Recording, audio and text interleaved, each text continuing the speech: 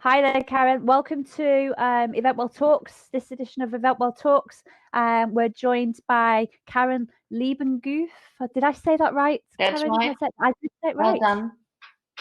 First time. Brilliant. Karen is from Green Space Coaching, and we're going to be talking about nature, our love of nature, why it's so beneficial, why it's so good for and beneficial for our mental health and well-being, even more so at the moment as well, and how our love of nature can really help us find some balance. And just a few housekeeping rules and to go through. If you're having any issues, then do make a comment in chat. Sue, you've just put that you can't hear. Probably try and adjust by going out and coming back in again. That normally helps. So just check your settings and stuff there, because we seem to be on good sound here. Is anybody else having problems with sound? Just let us know in the chat. If you have any questions that you would like to present to Karen, you'll see in that little box to the right hand side there's a Q&A function. So if you put your question in the Q&A there, if you want to vote for somebody else's question, it will push that question up to the top, and we'll obviously go with the most popular ones. So don't be shy, fire away. Anything at all you want to ask, make sure you put it in that Q&A box. Excellent. So we're going to begin.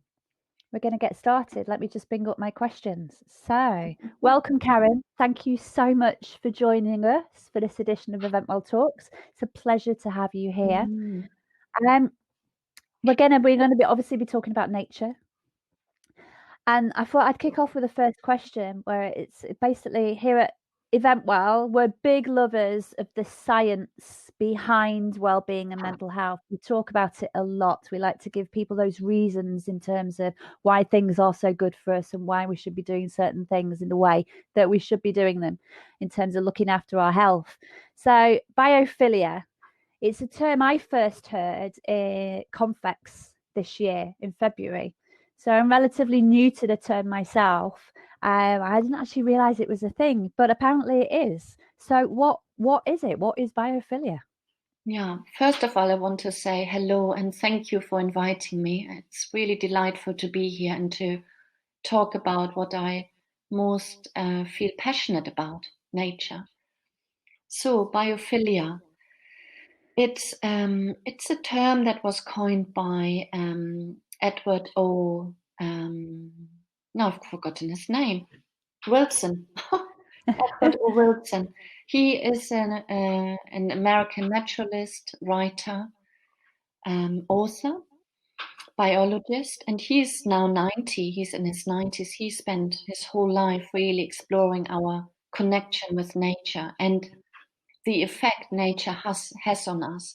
So he has found out in his studies that our connection with nature is hardwired into us. So it means that we have a natural love, attraction, if you like, to nature, and it's universal. Yeah, the colors in nature, the shapes, life in nature is universal. Everybody in the world appreciates nature, if you like. That's really what it means. So I always like to say it goes back to that nature's our place of origin. Yeah, and that's where our natural love for nature comes from. Even if we think, oh no, I have nothing to do with nature. But everybody, as soon as they step out into nature, there's something happening. Yeah. It's almost like that kind of reaction. For a lot of people, they probably won't even notice that change that kind of happens in the body from a psychological and physiological effect. Probably some people don't even notice, because you'll have some people going, I'm not interested in nature. I've got no love of it whatsoever. Yeah. So from a physiological and psychological perspective, what goes on in the brain as soon as we step into nature? What kind of changes? Yeah, so physiologically, there's quite a lot going on. So as soon as we step into nature, into green space, usually naturally our pace slows down. And then our heart rate slows down, our brain waves slow down. So our brain waves in the waking state, when the brain is engaged, when we work or read, concentrate on a task, usually is in beta brain waves. Yeah. And when we are in nature, our brain waves slow down to alpha brain waves, so slower. And that's because, we slow down, our heart rate slows down, our blood pressure slows down, our stress hormone levels drop, so that's adrenaline and cortisol drop. And that gives us a sense of calm, we feel more relaxed. So there's quite a lot happening when we do go out in nature, inside the body and in the brain. So that's at the physiological level. And psychologically, when we are in nature, usually we feel, because we slow down, we feel more grounded, our mind calms down, we feel more confident about ourselves, about life. And I think that's my own experience, because nature is always there. Nature is patient, nature is solid, nature is non-judgmental, and it gives us a sense of safety. It's like a safety container, if you like. And when we are out there, it's almost like being held by a solid, safe, patient, non-judgmental holding space, if you like. So it's got that love of the calming elements of it, the fact that it has all those effects in the body. So one of the things that you specialize in, Karen, is mindfulness in green spaces and bringing those two practices together. So if you have an environment, so if you take that out to a green space, it's already going to have that calming impact on the body and the mind. So how can combining the practice of mindfulness how can that be greatly beneficial? Bringing mindfulness in with green spaces. I mean, nature greatly facilitates mindfulness practice. So mindfulness is being aware. Being aware. And of course, when we step into nature, into green space, a beautiful environment, our senses are ignited, instantly. So naturally we want to see what we see. Naturally we tune into the sounds, the bird song. We feel the feet on the earth. We notice the sky above. We want to touch maybe the grass. We want to touch the tree. We want to touch some leaves. So our senses are naturally, instantly ignited. So, and when we are connected to our senses, we are immediately in our direct sensory awareness, and that is in the body.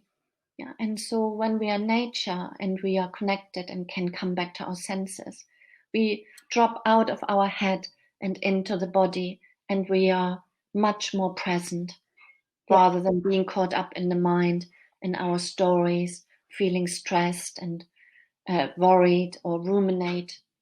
So that's why practicing mindfulness in nature is very enjoyable, but also it enhances our mindfulness practice, because we are so much more aware and awake, and then in the present moment as a result.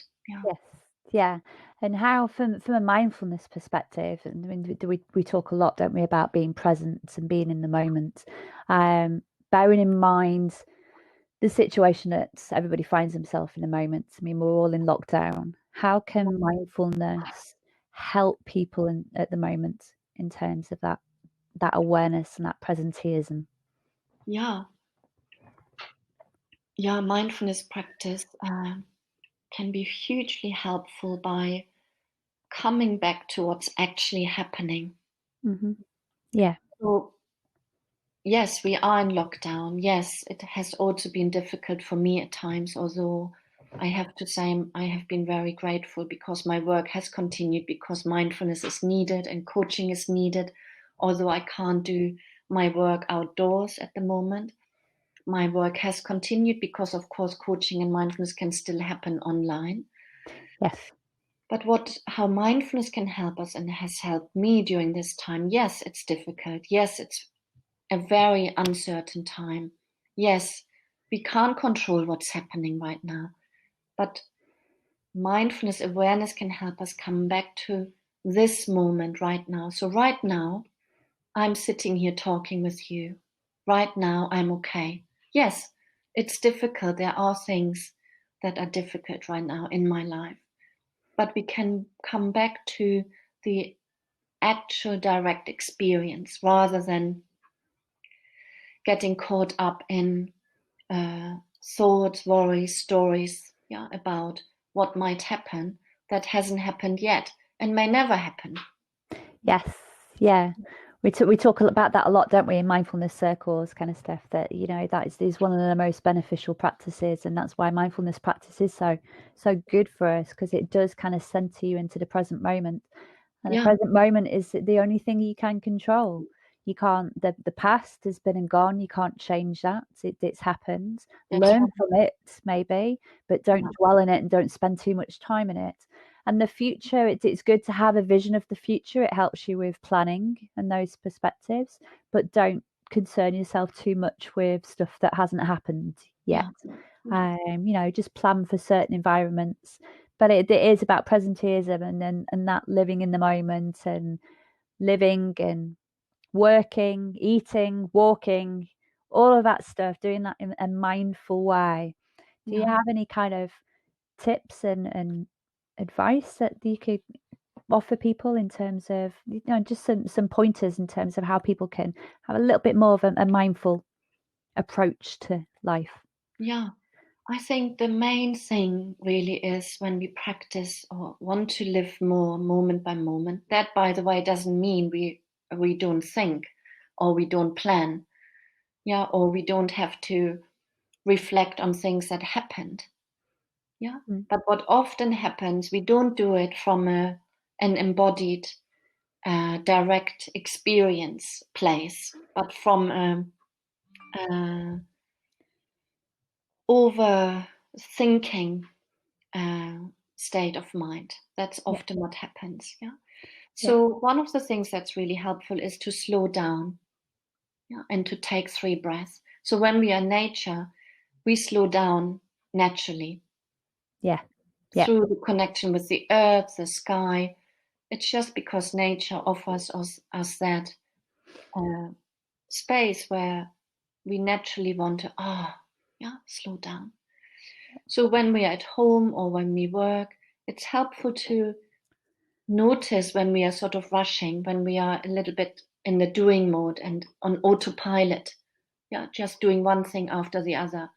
And all we do is focus on the next thing and the next thing. We can slow down. And I really recommend to set the alarm, set your phone or have a post-it note on your computer or on the fridge, and to slow down, pause and take 3 breaths, 3 to 5 breaths, 5 times a day. And we can do it now. You can just take 1 deeper breath now.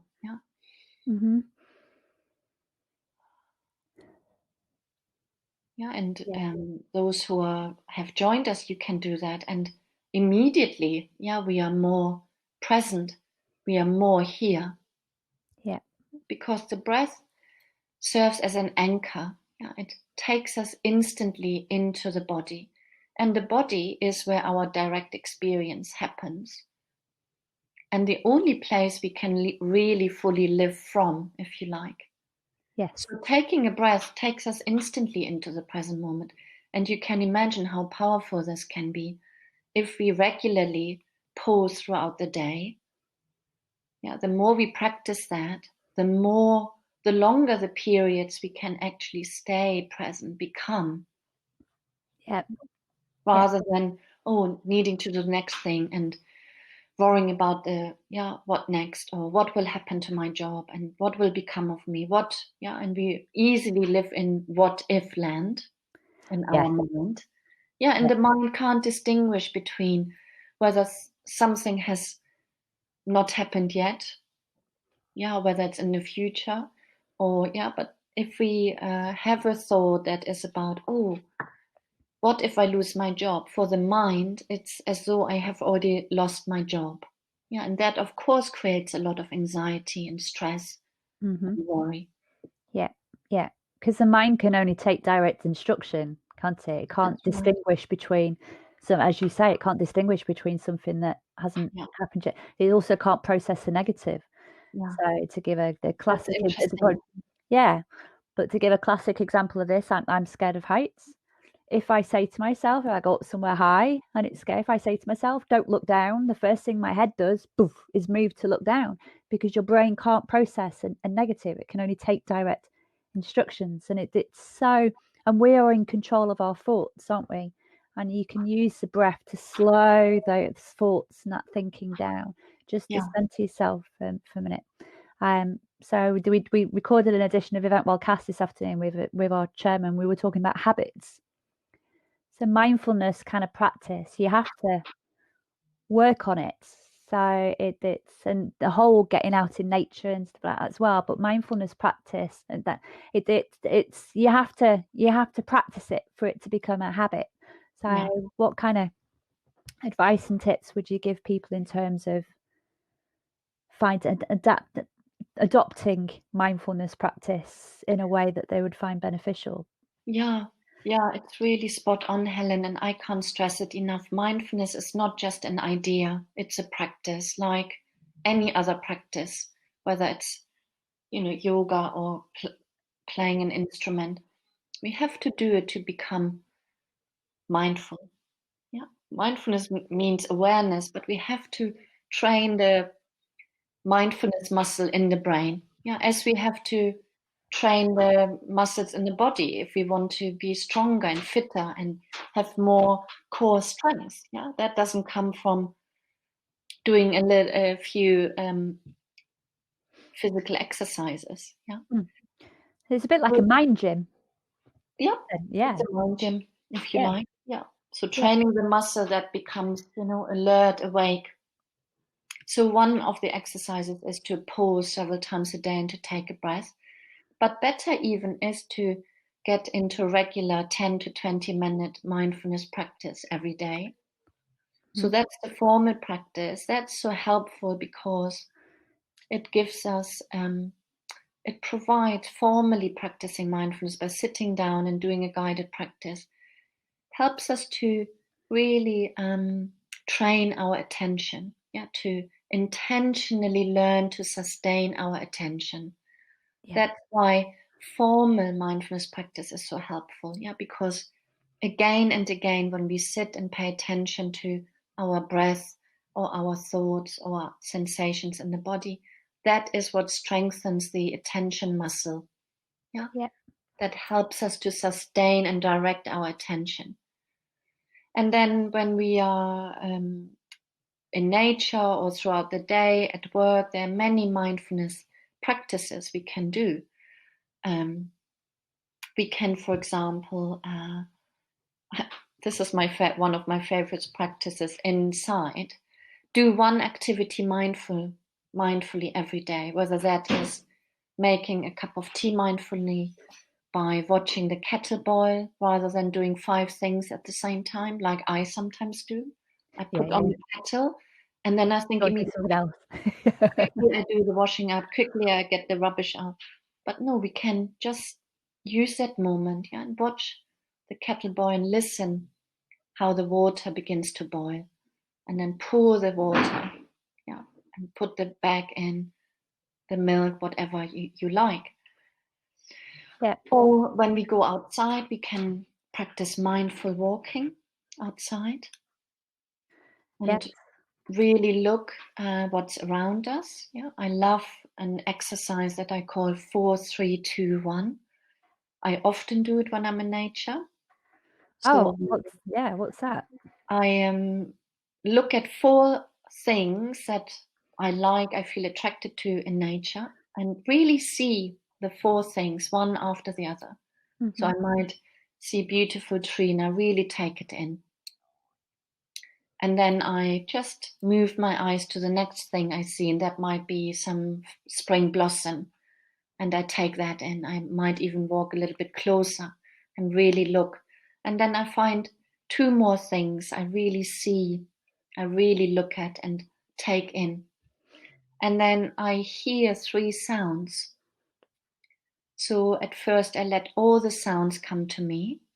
And then I tune into 3 different sounds. That might be birds, the bird song, or traffic, or maybe children playing. I love that as well when I'm outside and I hear some children playing, or people talking, or the wind in the trees. And then 2 stands for 2 things I feel. So I might feel the air on my skin, or the sun, the warmth of the sun on my skin or my body, or I feel my feet on the earth, or my clothes on my skin.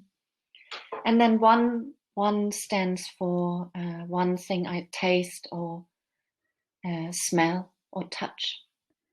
Yeah. So that's 4, 3, 2, 1. And that is a fantastic exercise, mindful exercise in nature that we can do anywhere. And when we do it immediately, we are more present, calm, grounded, confident in a way, more connected. Yes, definitely. And connection.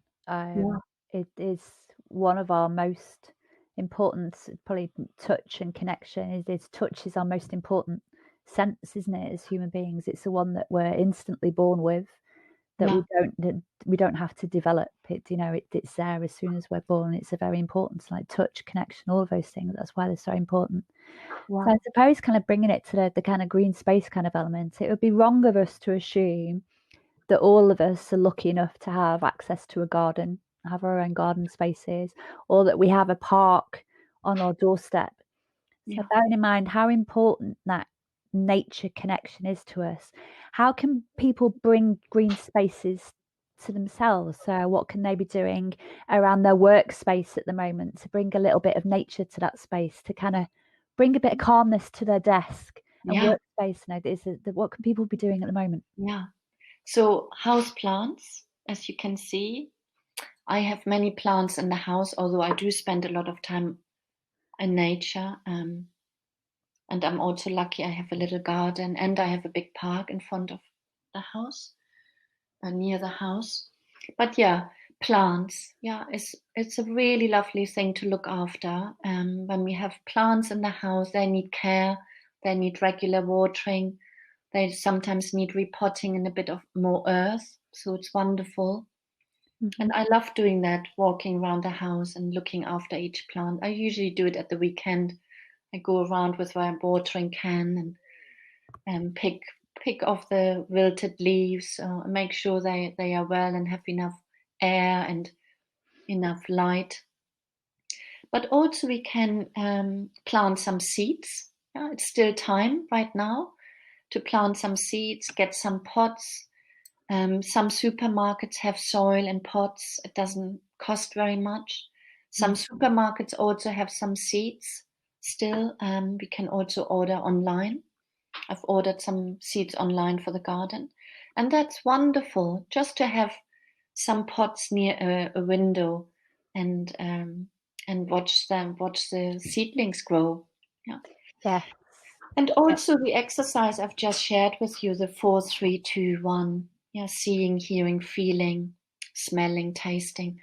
We can do that from our home. We could sit by a window, looking out. The sky is always there, it's part of nature, so we can be near a window. Often we can see a tree maybe from our window, definitely the sky very often. So we can do the 4, 3, 2, 1 from our home and imagining 4 things we see in nature. Imagining a tree, a flower, our favorite flower, imagining the bird song, even hearing the bird song from our window. We can open the window a little bit. Particularly at the moment, many people have told me how much more they can hear the birds, with the reduced air traffic and car traffic. Yes, yeah. And also sky watching can be a wonderful thing to do from home when we are in self-isolation or don't have green space around. Just stepping to the window, taking 3 breaths, looking at the sky, the shades of blue, the clouds. Oh, it's wonderfully connecting. Yes, yeah. It's like something that's ingrained in us as human beings, isn't it? So it's almost like it has that calming effect immediately without us even paying much attention to the impact that it's having on us. So really, really important, really important. So what can people be doing as well as the exercise that you've shared with everybody, in terms of people making sure that they're getting active and moving? Should people be making sure that they get outside and in nature and green spaces and stuff for that then? Yeah, definitely. I'm a huge advocate of at least getting out once. I know this is not easy for everybody right now, but we can stay in connection with nature from our home. Yeah, using our imagination and knowing that we all have the biophilia effect. Yeah, we all benefit from it, whether we like it or not. We are hardwired in terms of our connection to nature. Yeah, we are part of nature, so we can really trust it and know that. So we can use our imagination. Yeah, imagining the earth beneath the floor in our house. It's there. Yeah, the sky is always there. Yeah, Yes. above the roof. The trees, the flowers, the fields are there, even if we can't see them. So we can practice sensing that connection that we all have with the natural world. Yeah, we are part of nature.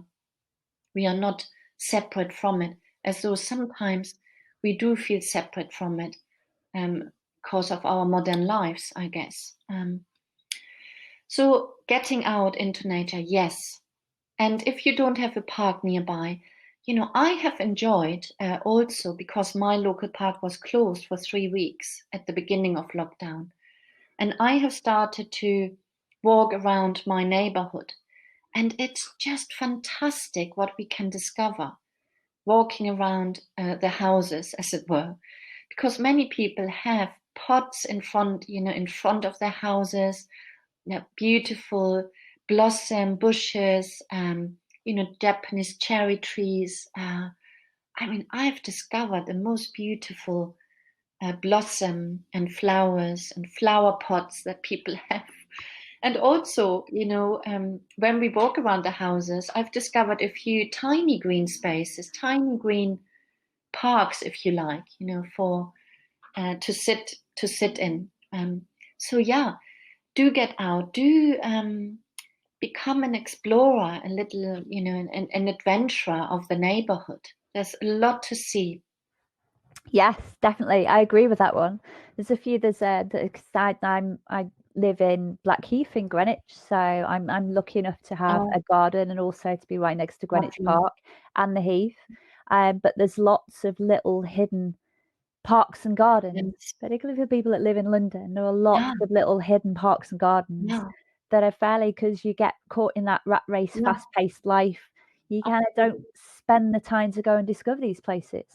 So I think that's good to encourage people as much as possible. Maybe have it a task for the next couple of weeks to go and find a hidden gem of green space. Yeah, and changing. Yeah, every day I've made it a little bit of of an exercise for me, and a pleasure, if you like, to take a different route every day. Oh, let's explore this street today. Yeah, what's to see here? And also, many streets in our neighborhood have plenty of trees. It's astounding. Yeah, not all streets, but many streets have beautiful trees and different trees. And just looking at those is fantastic. And taking a different route can increase that awareness as well, can't it? Because when you take the same route all the time, it's habit, because we're creatures of habit. So when you're in habit mode, Yeah. You're doing things without thinking about them. They're in your subconscious. So if you change your route and go to have different routes for different days and try something new, it instantly switches your brain on, because Yeah. your brain's, oh, I don't know this route. Where are you Yeah. taking me? Where are we going? So you'll be much more aware of what's around you. Yeah. So definitely. Yeah. That's Definitely. right. Yes. Perfect. Lovely. Do we have any questions from anybody? So any of our lovely audience, let's see if we've had a question come in on chat from Laura, Peter, Alison. Sue, do you have any questions that you would like to ask Karen at all? Let's see. Just wait and see if any questions come in. Everybody's obviously enjoying the chat so much. Mm-hmm. They're engrossed. They're engrossed. So I suppose the question comes to, when did you, as a wellbeing expert and working in the space, when did you discover your love for nature and that love of mindfulness, and bringing those two things together? When did that happen for you? I think my love for nature happened when I was a child, and that's really thanks to my mother, who loved being in nature, who really benefited from being in nature, who was very interested in plants and trees and names of trees and plants. So every weekend we would go out, my mum, my sister, and I, on foot or on our bikes, and we would always explore, plants, and would take some home and look them up. And oh, fantastic! So I've spent a lot of time in nature in my life, and I think from a young age I've noticed the effect on my well-being when I spent a whole day outside or half a day. So I still remember, when I was a child, how happy I felt when I came home from a day out in nature. Yeah. It was just this deep sense of contentment and happiness, if you like, and this sense of all is well. Yeah. So And for that me, calmness. yeah, Yeah. yeah. That calmness. And Because I safety think, and security and confidence in a way. Yeah. Confidence in life and, oh, life is good, that sort of thing, when I would yeah. come home. And yeah, so that started from an early age, my connection with nature. And then I guess mindfulness and coaching came in about 12 years ago, when I was suffering. I think I started to suffer from mental ill health about 13 or 14 years ago, when I was in a corporate job. I was working about 60 hours per week. I didn't have very much time to spend in nature. I at the time I did go regularly on a long walk in nature, but that was about it.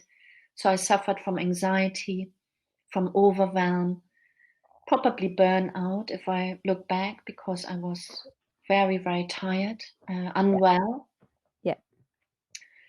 So that's really what brought me to meditation, mindfulness. I needed to find a way of working with my mind. And a friend really, really recommended to begin to learn meditation. And then I also started to practice mindfulness. And then I wanted to train in it so that I could share mindfulness with others. And the two go so well together. It was just almost a no-brainer, really. Yeah. The three, coaching is a big strand of my work as well, mindfulness and working, taking my clients into nature. Because, of course, when we are in nature, we are mindful. Yes. So we are, because all our senses are ignited. There's so much to see in nature. Yeah. And also there's an interesting research that I have come across some time ago by an American couple, Rachel and Stephen Kaplan, and they have turned the coin restorative environment for nature. So they call nature a restorative environment. And that is because in nature, our attention is voluntarily captured. Right. When we are at work, it takes us effort to pay attention to the task, to our work. But when we are in nature, our attention is voluntarily captured. So it doesn't take any effort. Yeah. Yeah, and so the mind can restore when we are in nature because it doesn't take us any effort to look around, to take in the beauty, to take in the fields, to even if it's raining, still there is attraction there, because our senses are alive. So I find that fascinating, that study of nature being a restorative place because it doesn't take us any effort to focus the mind. No. And so that's why mindfulness and nature are so complementary. And so beneficial for mental health as well, because that restorative effect, our brains really need it, particularly if you have a demanding job, lots of pressure, lots of stresses that you face, then actually making sure that you spend some time in nature, whether it's your garden or on a weekend, go and spend some time in a park. Doing that as a weekend, making sure that you're doing that as a weekend activity can be really, really, really restorative for the brain after a busy, stressful week. Yeah, because our mind gets very overstimulated, because we have so much information input, not just work and concentrating on work. Yeah. But also many of us juggle complex lives. Yes. Family life, work. Work. Our own health. So I can really also recommend to build in spending time in nature during the week, maybe spending the lunch break outside, even now that we are working from home. If we can go outside, at least stepping into the garden or having our lunch in the garden, or after lunch going for a walk. My time in nature at the moment is after lunch, so I always block out time after lunch now, usually between 2 and 4. To be outside, to go on a walk, to go on a cycle ride. Taking breaks makes you more productive as well, by the way, doesn't it? So, when you work flat out all day, you might think that you're working productively, but you're not, because you're putting your mind and your brain under a tremendous amount of strain and pressure. So actually allowing yourself that lunch hour, get outside, and we've spoken about the restorative effects of nature on the brain. It allows it to regenerate, so you'll actually come back in the afternoon with much more brain power than if you sit at your desk full pelt all day. That's right. Even 10 minutes, even a 10-minute walk has a restorative, relaxing, calming effect on the mind and body and heart. Because the heart rate drops, the breath becomes smoother and lower down in the body. And so our nervous system calms down as well. And that has an effect on our hormone levels, as I said earlier, the heart rate, blood pressure. It also has a huge effect, spending time in nature, on our immune system. It strengthens our immune system. So very beneficial at the moment. Very beneficial. Yeah. Obviously social distancing, but very beneficial at the moment for us to be doing it. And of course, it improves our mood, when we spend time in nature. So that's also why it's so beneficial for our mental health, because we feel less anxious when we're outside. It changes our mood. Sometimes when I feel a little bit out of sorts or a little bit low and I go into nature, through connecting with something bigger, I find connection inside as well. So I feel more together after spending time outside. So absolutely agree with that 100% in terms of mood. So I have bipolar, so I have a mood disorder, and I find that when I'm either feeling low or a little bit the other end, a little bit manic, then I find that going outside in green spaces, a garden, or go for a walk outside or a run even. It has such a calming effect. It balances me, brings me back to the center, and I don't feel down or I don't feel manic when I'm out doing those things. And it's quite interesting. Alison's put a comment here. It's about, I think it is wanting me to go for, I think, did you mean it's about wanting, actually physically wanting to go for a walk, Alison? Is that what you're saying?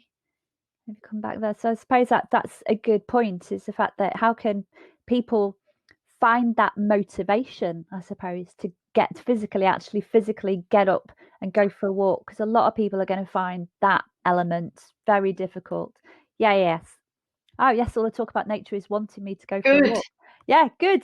Go and have a walk. Not quite yet. We're not quite finished. Yeah. But when we finish, go and have a walk. Yeah, and in London, it's beautiful. It's a fantastic day for it. But even, I also really want to say, don't be a fair weather walker. Yeah, because every season, every weather has something to offer. Yeah, when it rains, we had last week we had a bit of rain in London.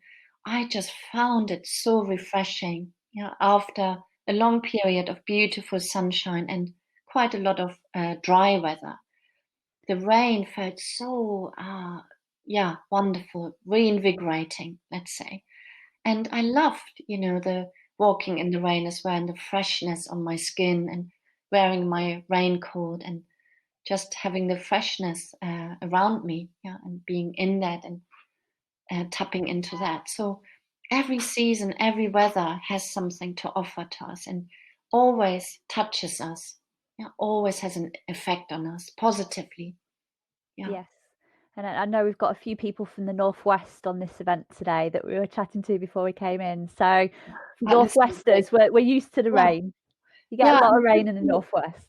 And just to say, in terms of motivation, I think, as you said earlier, we are creatures of habit. And I think if you don't feel so motivated to get out on a walk, or you find it a bit boring, or you don't like going by yourself, I suggest maybe keep it simple to start with. Just go, around the block and be curious about what you can discover. And then maybe do that every day, even if it's just for 10 minutes and a little tour around the area. And then that can become a habit. And as we notice the benefits of having been outside, whether it's around the block or in the park, nature's everywhere. It has an effect. And as we notice the benefits on our well-being and how we feel different when we come back, more uplifted, clearer, with more perspective, we want to do more of it naturally. We can trust it. It is what happens. And then we get into a routine and motivation comes. Yes, yeah, absolutely. And if anybody wants any tips on how you can get mindful, for any parents out there, just watch how your children are out in nature, and watch how children play. And that will give you the biggest indication, basically, of what mindfulness is, because children have mindfulness down to a T. They obviously have no idea that it's mindfulness, but children have mindfulness down to a T, just the way they interact with their environment and things around them, and how they play and all of that kind of. It's really, so I actually do quite a few of my walks when we go out for a walk with my little girl who's 4. We play I Spy and games like that, and look for different things that we can spot. But that is mindfulness. I know what we're doing for mindfulness. To my little girl, she's having a whale of a time just spotting these different things and getting outside for a walk. Yeah, wonderful. Yeah. Yes. Yeah. So there's a lot to be said, isn't there, for play, and how play and mindfulness have a connection as well, isn't there? Yeah. Yeah, and enjoyment. Yeah. Not having an aim. Yeah. That's probably another tip I want to share. It's nice to sometimes have a destination. I quite like, where am I going today? But also, it's also really wonderful, wonderfully restorative for the mind not to have a destination. Yeah, to go more into explorer mind. Yeah. Oh, where does my walk take me today? Let's see. Yeah. Where does my body want to go today? Yeah. Where does my body lead me today? Or where does nature lead me today? Yeah. We can just step outside and see where we want to go and explore. So that's also very, very enjoyable. And then it's helpful then to not for once being focused on a task or getting somewhere. Yeah. Yeah. More sort of being in the moment and following our intuition, our heart. Yeah, yes. Just allowing yourself to be, I think, some days, Yeah, isn't it? You know, and having that awareness, allowing yourself to have those days where sometimes you kind of like, you know, and then particularly at the moment, but through everyday life, sometimes you will have those days where you're just not feeling it. And yeah, that's perfectly okay. And yeah, it's perfectly okay for you to just have that day yeah, where you kind of go, do you know what? I'm just going to be today. I'm not going to do anything today. I don't yeah, have to achieve anything yeah, today at all. yeah. And I think Very, that's so it's almost like that's the burden that modern life has put on us, that we need to be striving to be successful and to be achieving things all the time. And there's an element of that in terms of purpose and how that also centers us in terms of our spirituality. But it's there's also the element where you can have that time to do nothing and just be, isn't there? I think that's absolutely. Yeah, absolutely. And we are allowed to do that. We need it for our well-being, the yeah, being mode and doing mode. yeah, yeah, And it's not so easy in our culture where the emphasis is on doing, yeah, getting the next thing done. What am I going to do now? Yeah, many people struggle with allowing themselves, giving themselves permission to not do yeah, anything. I often have people in my coaching clients and mindfulness clients who say to me, "Yes, but how can I possibly not do anything during the day?" Yeah, yes, yeah. because we do Different. live in a culture where the focus is on performance, yeah, productivity, getting things done. But we do need balance long term to have a balanced life, to live well. We do need downtime, yeah, not to have an aim. And Yeah, that needs practice. yeah. It's learning to pause, isn't it? It's Yeah, learning to have those pause moments, and protecting your downtime, I think, is one of the most important things for mental health and well-being and finding balance, isn't it? So yeah, making sure that yeah, that you time, that you yeah, space yeah, is really important, because it's all part of that self-care, isn't it? Taking care. Your oxygen mask on first, remember, guys. yeah. It's all really, really, really important stuff. Like Sue's just noted there. So not needing to go to the top of the hill, just going for a walk on the hill as you feel. That's Lovely. I love that statement. That's brilliant, Sue. That Fantastic, is. Sue. That's Yeah, exactly it. And yeah, sometimes it's also enjoyable. Let's get up on that hill. But noticing, yeah, Sue, as you are putting here so well, noticing that no, we don't have to always get to the top. We can no. also just enjoy the hill from the bottom or walk around it or just sit in front of it and admire it, Yeah, take in its beauty. Yeah. Yeah. Wonderful. Wonderful. yes.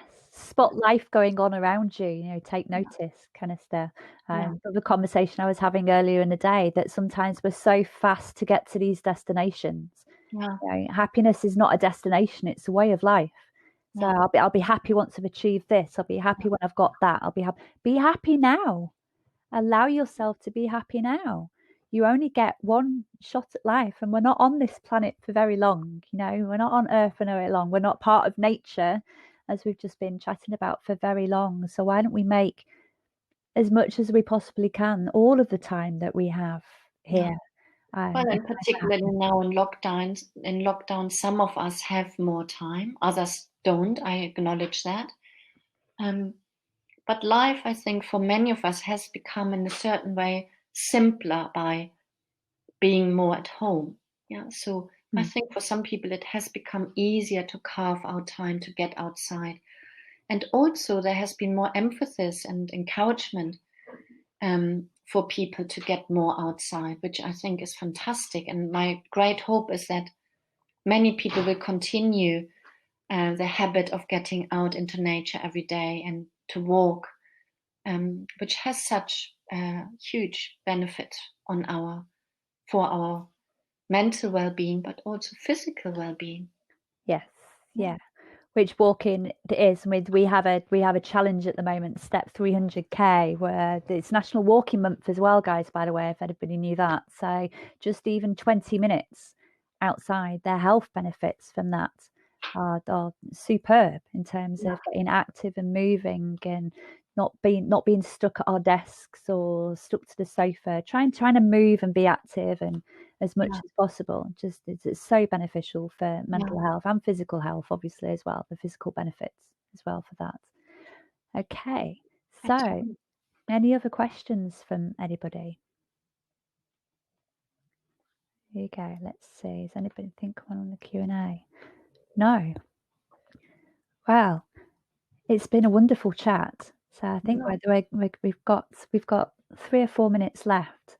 So I'd probably say kind of what would be some top tips if you were to give people like 2 or 3 kind of top tips to take away from this session that people can be kind of adopting right now to get themselves out? What would they be, Karen? What would you share with people? Yeah, so if you haven't developed a habit of getting out every day, begin today. Begin today and start small. 10 minutes. Walk around the block. Go to your local park if possible, if you have one. Slowing down, taking 3 breaths several times a day. You do need to set an alarm to get into another habit there. We are creatures of habit, as Helen has said quite rightly. We are creatures of habit. We like the familiar, but we also like newness as human beings. We easily get bored, which is interesting. We like the familiar and we get easily bored. So slow down, take 3 breaths, and step into the garden. If you don't have plants in the house, I really recommend get some plants. It's such a wonderful thing to care and grow plants. And in the spring, it's still time to get some seeds and to watch them grow. And and perhaps extend time in nature. Walking. Start with 10 minutes and then make it 20 minutes or half an hour every day. And when you are outside, rather than being caught up in the head while you're walking, that can happen. We can be in nature and think about something else. Or we ruminate or we plan. But when you go on your walk, ideally, I would say, to have the most benefit for your mental health, go on your own. Go on your own, because you can experience yourself much more. You can be in connection with yourself much more. But we can also take in nature and its effect on us much more when we are not on a social walk. Because we can easily spend half an hour out in nature and we have no idea where we've been. Or then nature can just pass us by. So go on your own, on a little solitary, exploratory, mindful walk, and really take in your surroundings. See what you see. Listen to the sounds. And it's probably helpful to know that positive experiences take longer for the brain to take in. Negative experiences enter our brain very quickly. Positive experiences tend to take 12 seconds to really be registered and to have an effect.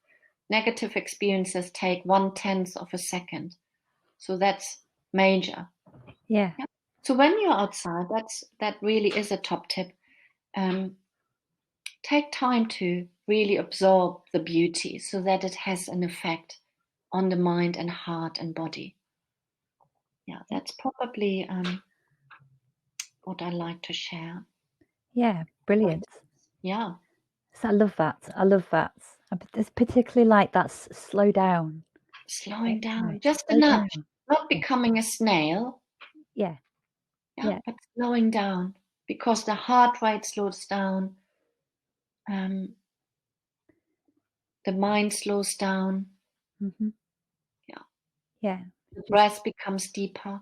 So it has huge effects. Yeah.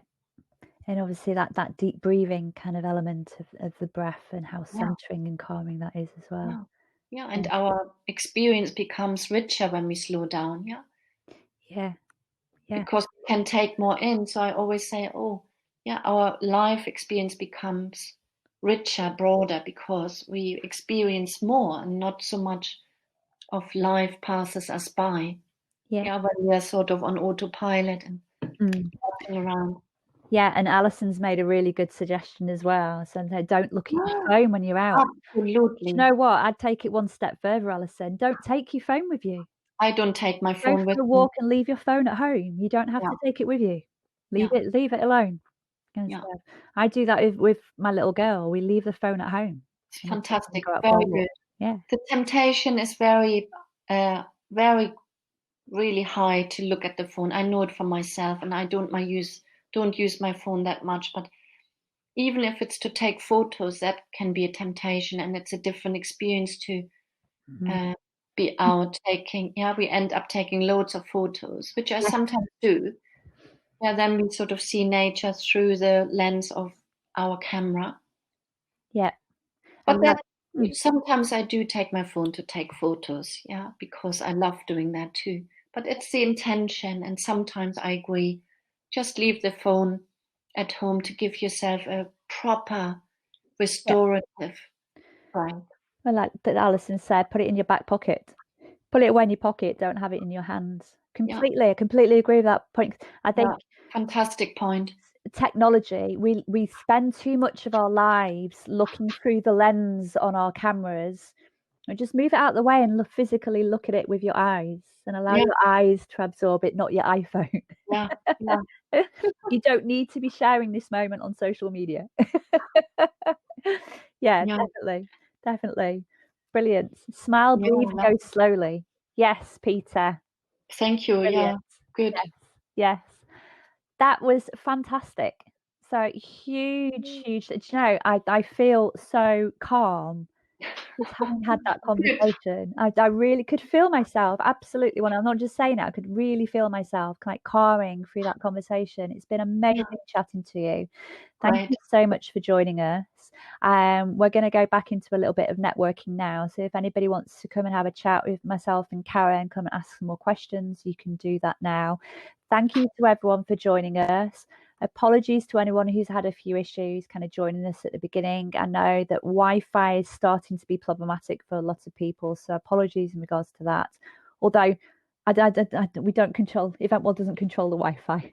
So. But thank you so much for joining us. And this is recorded and we'll be sharing this afterwards as well. So you won't miss out on any minutes at all. You can catch up afterwards. Thank you again, Karen.